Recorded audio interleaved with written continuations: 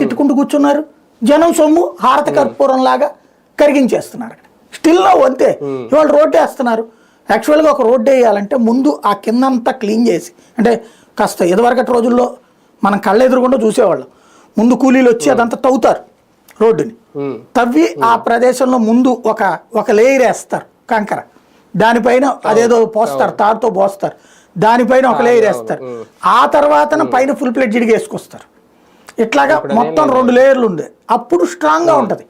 ఇప్పుడు ఏమవుతుంది, ఓ పల్లెటూరులో మీరు వేసారనుకోండి, ముందు ఒక మిషన్ వస్తుంది, చల్లుకుంటూ నీళ్లు చల్లుకుంటూ పోద్ది, ఫైర్ ఇంజిన్ లాంటిది. దాని వెనకాలనే ఇంకో మిషన్ వస్తుంది, దాంట్లో నుంచి ఈ మిక్స్ అయిన తారు కంకర మిక్స్ అయింది అలా పోసుకుంటూ పోద్ది. దాని వెనకాల ఒక బుల్డోజర్ వస్తుంది, అలా నొక్కుంటూ పోతుంది. ఏది ఎంత లావు టైర్లు ఉంటాయి కాబట్టి. దాని వెనకాల ఫైర్ ఇంజిన్ వస్తుంది, అదే మన వాటర్ ఇది వస్తుంది, రోడ్ రోలర్.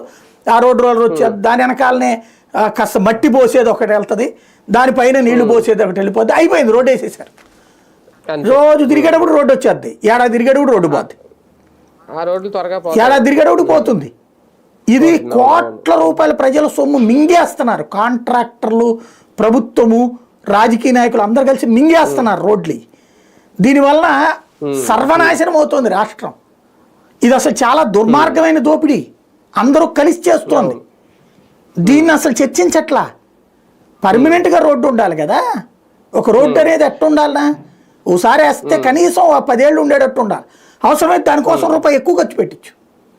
₹1 కోటి